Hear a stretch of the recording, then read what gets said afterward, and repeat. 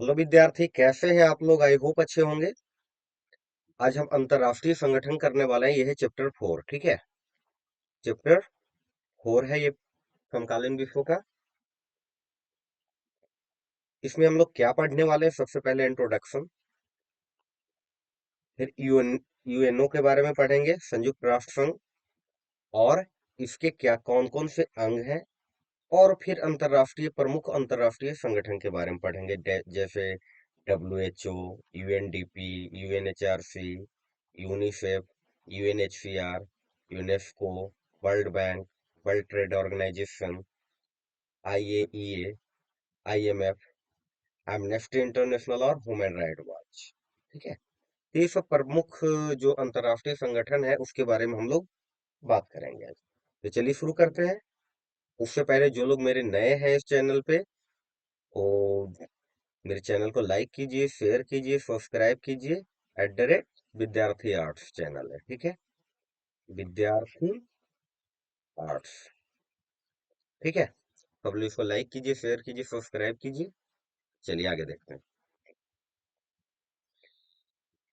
ये अंतर्राष्ट्रीय संगठन होता क्या है? देखिए, ये एक ऐसी संस्था होती है जो दुनिया भर के देशों के लिए काम कर, और जो भी इस संस्था के सदस्य होते हैं उनका कार्य क्षेत्र और उपस्थिति विश्व स्तर पे हो। और इसका मेन काम जो होता है अंतर्राष्ट्रीय संगठन का, वो विश्व में शांति बहाल करना, और एक देश का दूसरे देश के साथ कुछ भी विवाद है उसको निपटाना, और पूरे विश्व में शांति बनाए रखें। और ऐसे अगर जो हम अंतर्राष्ट्रीय संगठन की बात करें, तो देखिए जैसे संयुक्त राष्ट्र संघ है, जिसको यूनाइटेड नेशन ऑर्गेनाइजेशन भी बोलते हैं, विश्व व्यापार संघ, WTO, वर्ल्ड ट्रेड ऑर्गेनाइजेशन, विश्व स्वास्थ्य संगठन, WHO।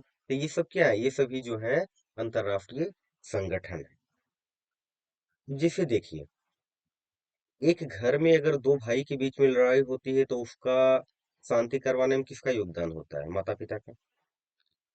यही अगर एक गांव दूसरे गांव से लड़ गए, तो वहां के लोकल पंचायत लेवल पे कुछ प्रतिनिधि होते हैं, या जो भी होते हैं उन लोग, या तालुकदार लोग, जो लोग होते हैं गांव देहात में, उन लोग आकर के उसकी मध्यस्थता करते हैं। लेकिन इसी तरीके से अगर एक देश के दूसरे देश के साथ लड़ाई हो, तो इसका निपटारा कौन करेगा? इसका निपटारा करेगा अंतर्राष्ट्रीय संगठन। जैसे अभी कुछ दिन पहले, 3 4 दिन 6 दिन पहले की बात है, एक वेनेजुएला कंट्री है, उस पे अमेरिका ने हमला कर दिया और उनके राष्ट्रपति को उठा लिया, और उन्होंने ये बोला कि मैं इसे इन्हें अपने देश में ले जाकर इनके ऊपर मुकदमा चलाऊंगा, कारण कि ये हमारे देश में ड्रग्स और नशीली पदार्थ सप्लाई करवाते हैं। तो ये तो उनके लिए तक तो ठीक था, लेकिन एक देश के चुने हुए इलेक्टेड राष्ट्रपति को उठा के दूसरे देश में लेके जाना। अब इसमें एक विचारणीय बात ये है कि यूनाइटेड नेशन लेके गया, मतलब USA लेके गया है वेनेजुएला को, वेनेजुएला के राष्ट्रपति को। और आगे पढ़ेंगे कि संयुक्त राष्ट्र संघ होता क्या है, उसके बारे में तो डिटेल पता चलेगा। ये वीटो पावर का मेंबर भी है, तो क्या इसके खिलाफ यूनाइटेड नेशन क्या एक्शन लेगी, कैसे एक्शन लेगी, या एक्शन लिया जाएगा या नहीं लिया जाएगा, ये समझौता कैसे होगा, इस पे आगे विचार नहीं है बात। तो समझ में आया कि अगर जो दो देश ने अभी लड़ाई कर रखे हैं, तो दोनों के बीच में शांति करवाने की जिम्मेदारी किनकी होगी? यूनाइटेड नेशन की। चलिए आगे देखते हैं। ऐसा संगठन हमें जरूरत क्या है, क्यों है? क्योंकि बहुत सारे समस्याएं ऐसी होती है कि जिसका समाधान जो है ना एक देश नहीं कर सकता। जैसे अगर दो देशों के बीच में युद्ध हो जाए, जो अभी अभी उदाहरण देकर के बताएं, भारत का जैसे कश्मीर समस्या चल रहा है पाकिस्तान के साथ, तो आगे चल के ऐसी स्थिति उत्पन्न हो जाए कभी भी किसी किन्हीं देशों के साथ, तो ये सब चीजों के लिए हल निकालने के लिए अंतरराष्ट्रीय स्तर पे कोई संगठन होना जरूरी है। ठीक है,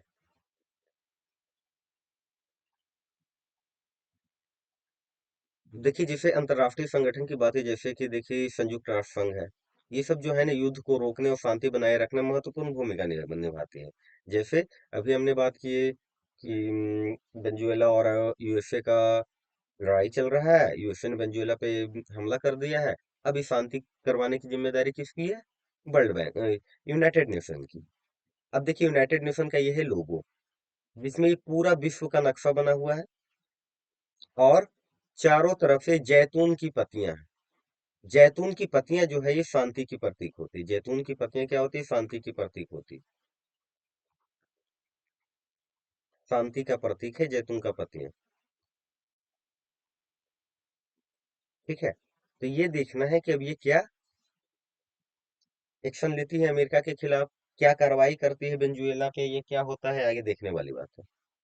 उसी तरीके से जब 2019 में कोविड 19 आया था, तो अंतर्राष्ट्रीय संगठन है WHO, वर्ल्ड हेल्थ ऑर्गेनाइजेशन, इसने बहुत सारे मानक दिए कि मनुष्य को ये नहीं करना चाहिए, मास्क लगाइए, हैंडशेक नहीं कीजिए, हैंड वॉश कीजिए, फेस मास्क यूज कीजिए, अपने आप को क्वारंटाइन रखिए,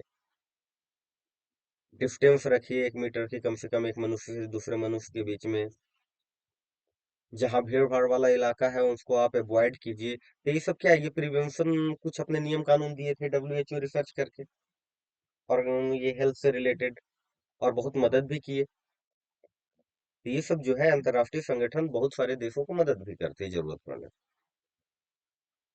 जैसे और किसमें यूनाइटेड नेशन या अंतर्राष्ट्रीय संगठन काम करती है? अगर कहीं पे ग्लोबल वार्मिंग और पर्यावरण से रिलेटेड कोई संकट आ गया है, तो ये समस्या किसी एक देश की समस्या नहीं है।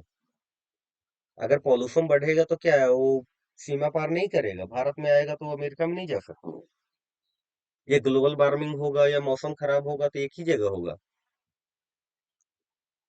तो ये सब जो है पूरी दुनिया को प्रभावित करने वाली समस्या है। तो ऐसे समस्या पे काम करते हैं कौन? अंतरराष्ट्रीय ऑर्गेनाइजेशन। ठीक है, सभी देश मिलके पर्यावरण की रक्षा करने के लिए प्रेरित करते हैं और सभी लोग प्रेरित होते हैं। कभी कभी प्राकृतिक आपदा आ जाती है, जैसे भूकंप, बाढ़, और भी कोई भी प्राकृतिक आपदा आती है, तब भी अंतरराष्ट्रीय संगठन ऐसे में राहत कार्य में मदद करने करती है, जिससे प्रभावित देशों को सहायता मिल सके। तो ये सब अंतरराष्ट्रीय संगठन करती है, ऐसा काम जो सभी के लिए जरूरी है, मानवता के लिए।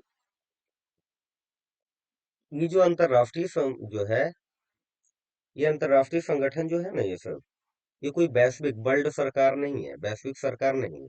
ये सब क्या है? ये जो संगठन है ना, सभी देश जो उस संगठन से जुड़े हुए हैं उसके प्रतिनिधि द्वारा बनाया गया संगठन, जिसे यूनाइटेड नेशन में हम लोग आगे पढ़ेंगे। सभी जितने भी सदस्य कंट्री, सभी का एक प्रतिनिधि होता है जिसको आम सभा बोलते हैं।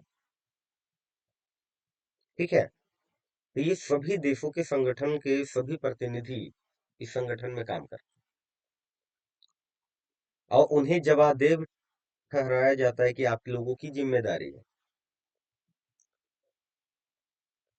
तो कहा जाता है कि ये जो अंतरराष्ट्रीय संगठन है, हर मर्ज की तो दवा नहीं है लेकिन जरूरी भी है। ठीक है, एक डेंग हैमरफोल्ड के अनुसार कहते हैं, ये कहते हैं कि संयुक्त राष्ट्र संघ का गठन मानवता को स्वर्ग पहुंचाने के लिए नहीं है, बल्कि उसने नरक से बचाने के लिए। एक चर्चिल थे इंग्लैंड के, ये बोलते हैं हथियार लड़ाने से अच्छी बात है कि जवान लड़ाई जाए। मतलब आपस में दो देश अगर जो लड़ रहे हैं, तो उससे अच्छा है कि भाई दोनों देशों को ना एक जगह बैठाओ। तो ये अंतरराष्ट्रीय संगठन क्या करती है? दोनों देशों की एक जगह बैठाओ, बातचीत करो, ताकि दोनों आपस में लड़े नहीं। तो इन्हीं को ये कहते हैं कि हथियार लड़ाने से अच्छा है कि जबान लड़ाई जाए, मतलब बातचीत करके शांति किया जाए। तो पढ़ने वाले हैं यूनाइटेड नेशन, संयुक्त राष्ट्र संघ। ठीक है, ये उसका लोगो है। शॉर्ट में इसको यूएनओ बोला जाता है, इंग्लिश में यूनाइटेड नेशन ऑर्गेनाइजेशन। ठीक है, इसकी स्थापना कब हुई? 24 अक्टूबर 1945 ईस्वी को हुई। ठीक है, अमेरिकी राष्ट्रपति फ्रैंकलिन डेनालो रूजवेल्ट के प्रयासों से हुआ ये, और इसी इन्हीं के प्रयासों से ये संभव हो पाया। अमेरिका के जो उस समय तत्कालीन राष्ट्रपति थी फ्रैंकलिन डेनालो रूजवेल्ट। स्थापना से पहले 26 जून 1945 को ही इसका एक चार्टर बनाया गया, मतलब इसमें क्या नियम कानून होंगे, यूनाइटेड नेशन का क्या अधिकार होगा, क्या क्या कर सकता है, जो इनके सदस्य देश होंगे वो क्या करेंगे। तो इस चट पे 50 देशों के प्रतिनिधि ने साइन किए थे, तब 26 जून 1945 को। पोलैंड बाद में 51वां देश बना, 51 संस्थापक सदस्यों में से एक बना, जिसमें से 51वां सबसे बाद में ये साइन किया। 2011 तक इसमें 193 कंट्री सदस्य हो गए थे यूनाइटेड नेशन, और अभी भी 193। भारत इसका सदस्य कब बना? भारत इसका सदस्य बना 30 अक्टूबर 1945 ईस्वी को। और वैसे भी कहा जाता है कि भारत भी ना, इसकी स्थापना के समय भारत देश इसका सदस्य था, लेकिन वो साइन नहीं किया। ठीक है। और भी एक चीज कहा जाता है कि यूनाइटेड नेशन क्या है। तो उससे पहले एक था संयुक्त राष्ट्र संघ, यूएनओ जो है, ये लीग ऑफ नेशन का उत्तराधिकारी है। इसी तरह की एक संस्था थी जो फर्स्ट वर्ल्ड वार के बाद बनाई गई थी, लेकिन सेकेंड वर्ल्ड वार को रोक नहीं पाई थी। कौन? League of nation. और फर्स्ट वर्ल्ड वार से ज्यादा घाटा हुआ विश्व को सेकेंड वर्ल्ड वार में। तो इसीलिए एक नया बनाया गया संयुक्त राष्ट्र संघ, कुछ उसके नियम कानून और भी अच्छे तरीके से बनाए गए। तो इसीलिए कहा जाता है लीग ऑफ नेशन का उत्तराधिकारी है संयुक्त राष्ट्र संघ। इसमें क्या है? इसमें लगभग जितने देश है ना वर्ल्ड दुनिया के, लगभग सभी स्वतंत्र देश शामिल हैं। और इस संघ में महासभा है एक, तो महासभा के अंदर हर एक देशों को वोट देने का अधिकार है।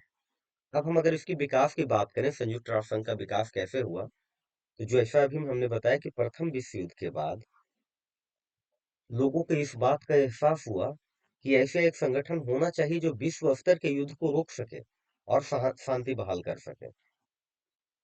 तो ऐसे में लीग ऑफ नेशन का जन्म हुआ था कब?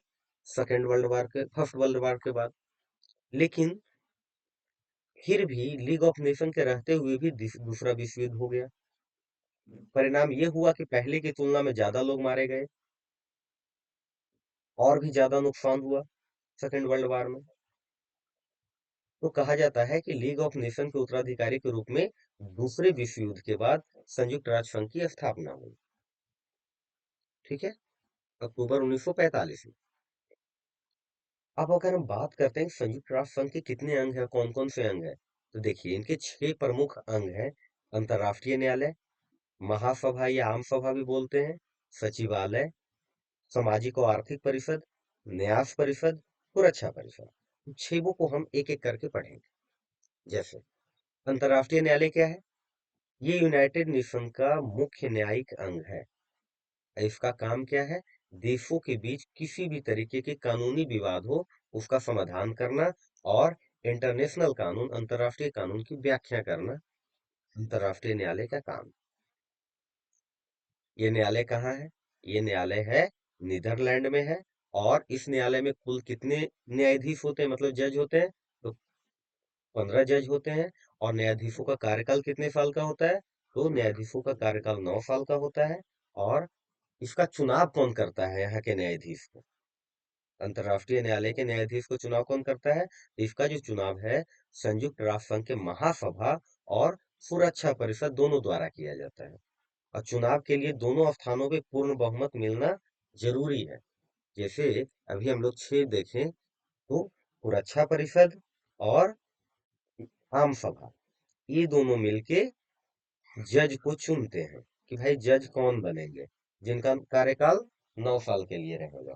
ठीक है, तो ये दोनों मिलके न्यायाधीश को चुनते हैं। ठीक है। और दोनों जगह बहुमत ज्यादा, पूर्ण बहुमत मिलना चाहिए चुनाव के लिए। कोई भी दो न्यायाधीश, टोटल न्यायाधीशों की संख्या क्या है? टोटल न्यायाधीशों की संख्या यहाँ पे 15 जो है, तो ये जो है कोई भी 15 में कोई भी दो न्यायाधीश एक क्षेत्र से नहीं हो सकते, मतलब एक देश के नहीं हो सकते। न्यायाधीश वही बन सकते हैं जिन्होंने अपने अपने देशों में कुछ उस तरीके के कार्य किए हैं, या कुछ वैसे पद पे रहे हैं। ठीक है। जैसे अपने देशों में उच्चतम न्यायिक पदों पे नियुक्ति की योग्यताएं रखते हैं, तो ऐसे लोग ही यहाँ की सुरक्षा परिषद के न्यायाधीश बन सकते, ये अंतर्राष्ट्रीय न्यायालय के न्यायाधीश बन सकते हैं। दूसरा है महासभा। तो ये सब है यूनाइटेड नेशन के अंग। तो महासभा क्या है? तो देखिए, महासभा में 193 सदस्य देश हैं। तो जितने सदस्य देश हैं, सभी सदस्य देश का एक एक प्रतिनिधि इसमें शामिल होता है।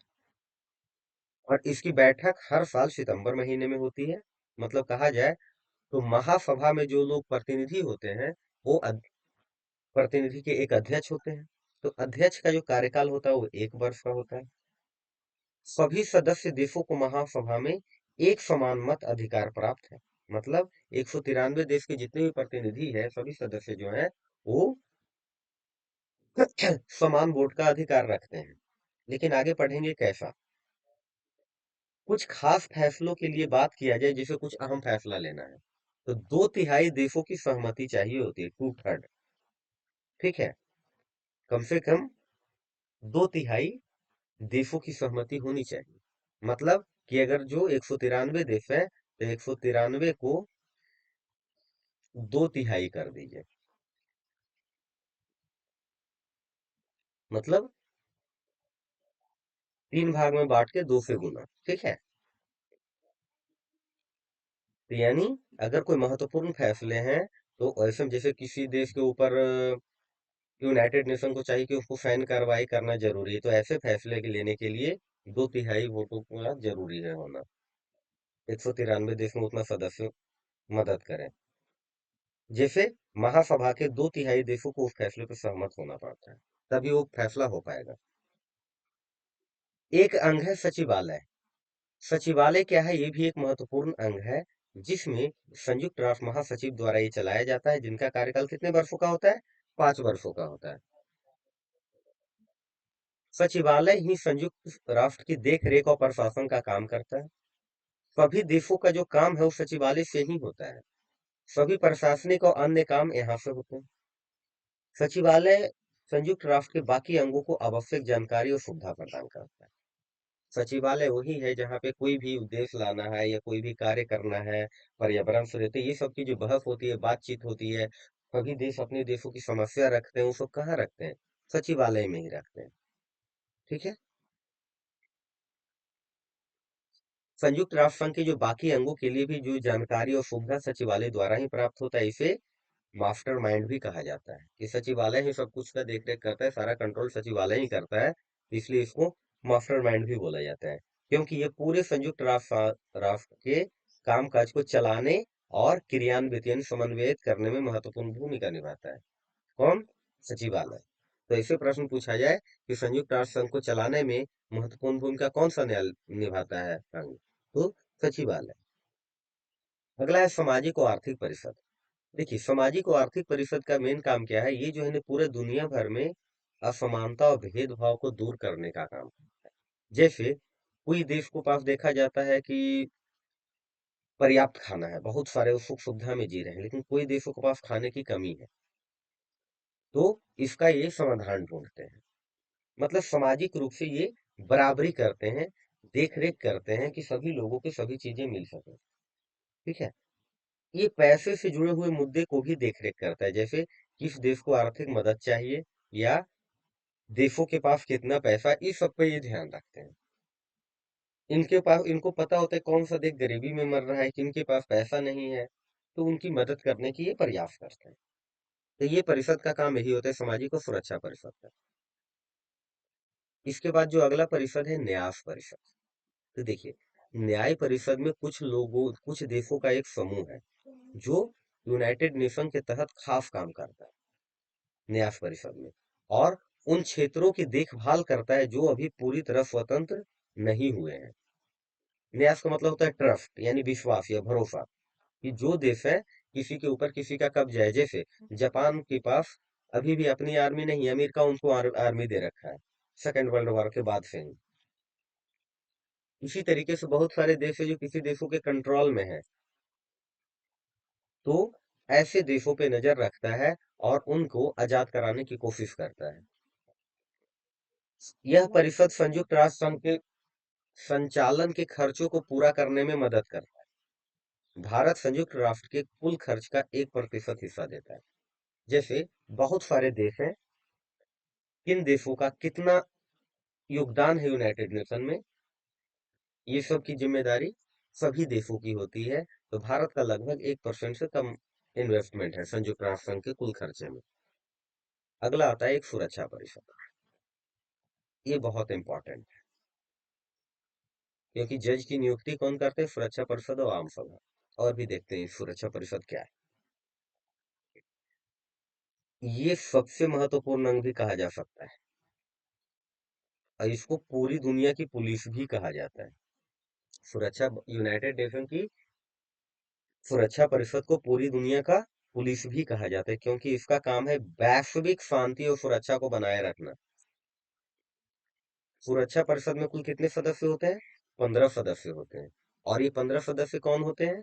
5 इसमें होते हैं अस्थाई और 10 होते हैं अस्थाई। तो अस्थाई मेंबर जो हैं, ये सुरक्षा में 5 अस्थाई मेंबर होते हैं। अभी अस्थाई मेंबर में कौन कौन है? 5। चीन, अमेरिका, फ्रांस, रूस, ब्रिटेन। ये पांचों अस्थाई सदस्य हैं, जो हमेशा के लिए अस्थाई बने हुए हैं। इनको कभी कोई हटा नहीं सकता। इन अस्थाई सदस्यों के पास वीटो पावर, वीटो का मतलब निषेधाधिकार। मतलब कि कोई भी फैसला, कुछ भी वोटिंग, कुछ भी हो जाए, अगर ये पांचों कंट्री में से कोई एक चाह लेंगे कि ये नहीं हो, तो वो काम नहीं होगा। ऐसा नहीं है कि ये पांचों अस्थाई सदस्य हैं तो 3 लोग सहयोग कर दिए तो काम हो जाएगा। 2 लोग नहीं भी किए तो भाई वोटिंग ज्यादा है, 3 लोग कर रहे हैं सहयोग, तो वो काम हो जाना चाहिए। नहीं। वीटो पावर का मतलब है कि एक अकेले देश किसी भी डिसीजन को बदल सकता है। तब तो भारत को कभी अभी तक वीटो पावर नहीं मिल पाया इसमें यूनाइटेड नेशन में। ठीक है। जिसका मतलब क्या हुआ कि वे सुरक्षा परिषद के किसी भी फैसले को रोक सकते हैं, भले ही बाकी सदस्य उस फैसलों का समर्थन करें। तो द्वितीय विश्व युद्ध के बाद दुनिया में शांति स्थापित करने के लिए संयुक्त राष्ट्र संघ के घोषणा पत्र में 5 अस्थायी सदस्यों को विशेष हैसियत दी गई, जिसमें अमेरिका, चीन, फ्रांस, रूस, ब्रिटेन। और अभी गौर से देखिए तो यही पांचों है, जो मन में होता है वो करते हैं, कोई इनका कुछ नहीं बिगाड़ सकता। इन अस्थायी सदस्यों का मुख्य फायदा यह है कि उन्हें वीटो का अधिकार है, इसकी सदस्य अस्थायी होगी, इनको हटाया नहीं जा सकता है। तो टेक्निकली ये कहा जाता है कि द्वितीय विश्व युद्ध के बाद ना जो ज्यादा ताकतवर थे ना और विजेता रहे, तो वही अस्थायी सदस्य के रूप में चुना गया, क्योंकि इन्हीं लोगों के प्रयास से ये ऐसा हुआ ही था कि ऐसा एक बनाया जाए संगठन। और फिर सुरक्षा परिषद में 10 होते हैं अस्थायी सदस्य। तो अस्थायी सदस्य जो होते हैं, ये 2 वर्षों के लिए चुने जाते हैं, 2 वर्ष के बाद फिर से तुरंत नहीं चुना जाता है। जैसे अगर अभी की बात करें तो कुछ समय पहले इस क्षेत्र से भारत के अस्थायी सदस्य थे, अभी अमेरिका का एक अस्थायी सदस्य है। ये क्षेत्र वाइज चुना जाता है। इनके पास कोई वीटो अधिकार नहीं होता है, लेकिन अन्य मेंबर से थोड़ा अधिकार ज्यादा होता है। और ये इनकी चुनाव हर 2 साल से होती है। और इनकी चुनाव इस तरह से किया जाता है कि सभी महादेशों का प्रतिनिधित्व हो सके। तो सुरक्षा परिषद की अस्थायी और अस्थायी सदस्यता के लिए निम्नलिखित मानदंड है। क्या?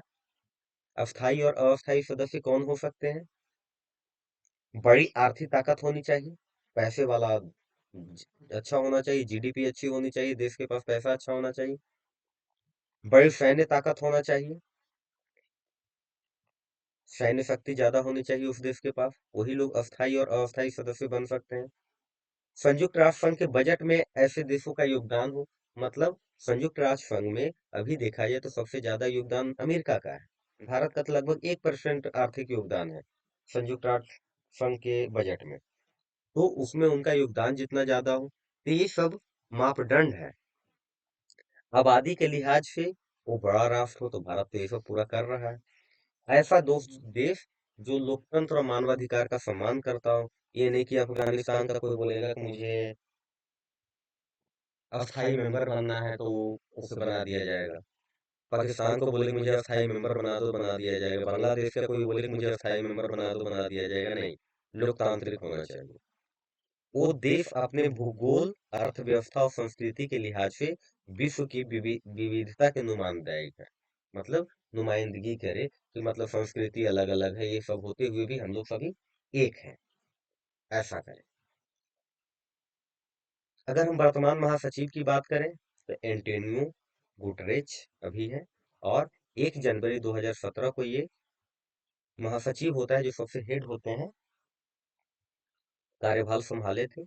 और 5 साल का इनका कार्यकाल होता है। तो 1 जनवरी 2017 को कार्यभार संभाला था। फिर 1 जनवरी 2022 से 31 दिसंबर 2026 तक के लिए दूसरी बार चुना गए, और 2 बार के बाद लगता है 2 बार के बाद कोई नहीं बन सकते हैं आगे।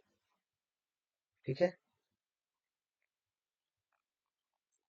अगर हम बात करें कि थोड़े से ये जो थे एंटोनियो, ये 1995, जैसे बताया ना कि इनकी योग्यता महासचिव के लिए अच्छी होनी चाहिए, और पहले ऐसे कुछ कार्य पद पे रह चुके हैं। तो एंटोनियो जो थे 1995 से 2002 तक पुर्तगाल के प्रधानमंत्री रहे। फिर 2005 से 2015 तक United nation high commissioner for refugees के रूप में भी इन्होंने काम किया है। तो ये सब इनके पास योग्यता थी। तो सबसे पहले की अगर बात की जाए संयुक्त राष्ट्र संघ के जो महासचिव थे, तो पहले कौन थे? टाइगर फिलिप, 1946 से 1952 तक रहे। 5 सालों का कार्यकाल होता है।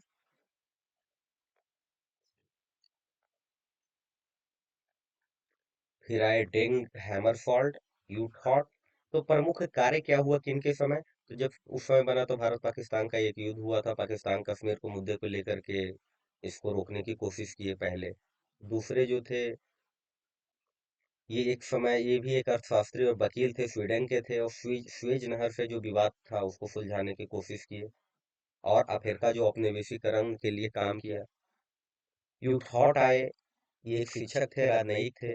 क्यूबा के मिसाइल संकट के समाधान की कोशिश किए। क्यूबा का मिसाइल संकट 1962 में हुआ था। कुर्ट वाल्डीमीम एक महासचिव बने 72 से 81 तक। ये ऑस्ट्रेलिया के थे, ये कूटनीतिक और विदेश मंत्री रह चुके थे। नामीबिया और लेबनान की जो समस्या था उसको समाधान करने के प्रयास की। जेवियर पेरेज द कुयार आए, ये पेरू के थे, ये भी वकील और राजनयिक थे। साइप्रस, अफगानिस्तान और अल साल्वाडोर में जो भी प्रॉब्लम्स हो रही थी उसमें शांति स्थापना के लिए प्रयास किए। बूतरस घाली, ये मिस्र के थे, ये भी एक राजनीतिक और विधि नेता थे, विदेश मंत्री भी बने। एन एजेंडा फॉर पीस नामक रिपोर्ट जारी की। तो ये सब इनके प्रमुख कार्य हैं। ठीक है, ये रिपोर्ट जारी की। फिर आए 8वां माए कोफी अन्नान, ये घाना के थे, ये संयुक्त राष्ट्र संघ के अधिकारी थे। एड्स, टीबी और मलेरिया से लड़ने के लिए एक वैश्विक कोष बनाया था इन्होंने यूनाइटेड नेशन के तहत, कि ऐसे जो बीमारियां हैं इनके लिए कार्य किया जाए। फिर आए वान की मून, 2007 से 16 तक रहे, कोरिया के गणराज्य थे इन्होंने। कोरिया के थे, दक्षिण कोरिया के कूटनीतिक और विदेश मंत्री रह चुके थे वहां के। इस पद पे बैठने वाले दूसरे एशियाई थे, सहस्त्रबीर थे, विकास लक्ष्य और सतत विकास लक्ष्य पे ध्यान दिया। और 10वां जो अभी बने हुए हैं, इनका पूरा नाम है एंटोनियो मैनुएल दे ओलिवेरा गुटरेच, हुई पुर्तगाल के थे। इनके बारे में हम लोग पहले पढ़ चुके हैं।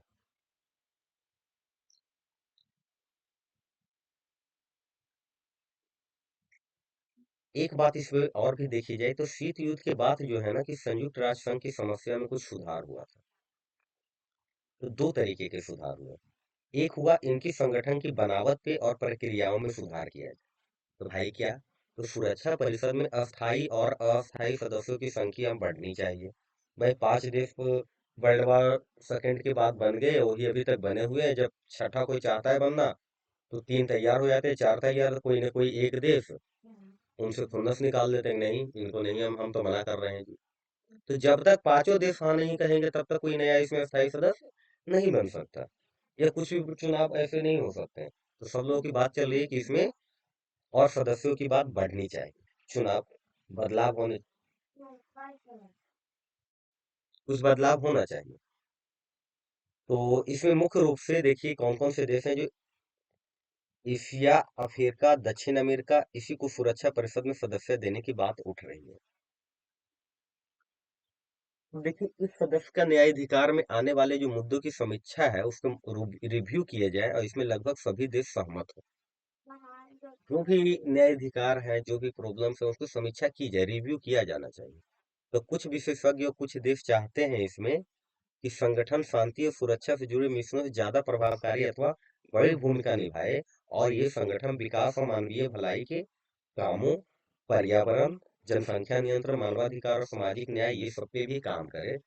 और बहुत सारे देश है जो साथ देते हैं, बहुत सारे देश साथ नहीं देते। तो ये सब कुछ बदलाव है कि सेकेंड वर्ल्ड वॉर के बाद इसमें क्या और सुधार होनी चाहिए। और क्या बदलाव हुए शीत युद्ध का जब खत्म हुआ 1992 में, तो उसके बाद क्या क्या बदलाव हुए। तो शीत युद्ध के बाद सोवियत संघ बिखर गया, यानी विलुप्त हो गया। रूस अगुवाई कर रहा था, वो अलग हो गया। सोवियत संघ के उत्तराधिकारी के रूप में कौन हुआ? रूस। रूस और अमेरिका के बीच अभी जो संबंध है वो ज्यादा सहयोगात्मक है। पहले के कंपेयर में स्थिति में इन्हीं दोनों के बीच में मुख्य रूप से चल रहा था कि सोवियत संघ की अगुवाई रूस कर रहा था। चीन महाशक्ति के रूप में बड़ी तेजी से उभर रहा है। चिंता करने की कोई जरूरत नहीं, भारत भी इसी दिशा में तेजी से अग्रसर है। एशिया की जो अर्थव्यवस्था है अप्रत्याशित दर से तरक्की कर रही। बहुत सारे देश संयुक्त राष्ट्र संघ में शामिल हुए हैं।